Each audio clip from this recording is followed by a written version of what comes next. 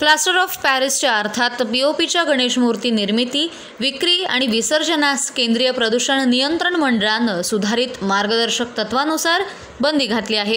सर्वोच्च न्यायालयानेही ही मार्गदर्शक तत्वे योग्य ठरवली आहेत। त्यामुळे 1 फेब्रुवारी रोजी होणाऱ्या माघी गणेश जयंती उत्सवात पीओपी गणेश मूर्तींची कुठेही विक्री होऊ देऊ नका। ती झाली असल्यास त्या मूर्तींचं विसर्जन करू देऊ नका, असे आदेश उच्च न्यायालयाने राज्य प्रदूषण नियंत्रण मंडळ, राज्य सरकार आणि मुंबई महापालिकेसह अन्य महापालिकांना दिलेत। केंद्रीय प्रदूषण नियंत्रण मंडळाच्या सुधारित मार्गदर्शक तत्वांप्रमाणे पीओपी मूर्तींच्या विक्री तसेच नैसर्गिक जलाशयात विसर्जनास पूर्ण बंदी आहे।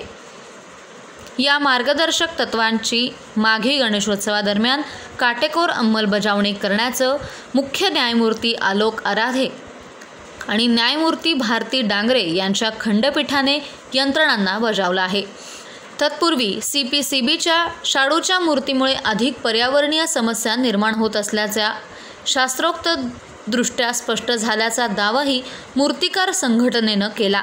तथापि सीपीसीबीची मार्गदर्शक तत्वे अंमलात असताना मूर्तिकार पीओपीच्या मूर्ती का तयार करतात, असा प्रश्न न्यायालयानं केला आहे। सीपीसीबीच्या मार्गदर्शक तत्वांच्या अंमलबजावणीपासून अंतरिम दिलासा देऊ शकत नसल्याचंही स्पष्ट केलंय।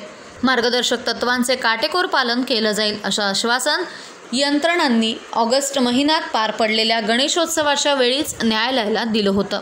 तरीही माघी गणेशोत्सवासाठी पीओपीच्या मूर्ती विकल्या जात असल्याची बाब याचिकाकर्ते रोहित जोशी यांच्यातर्फे वकील रोनिता भट्टाचार्य यांनी न्यायालयाच्या निदर्शनास आणून दिली।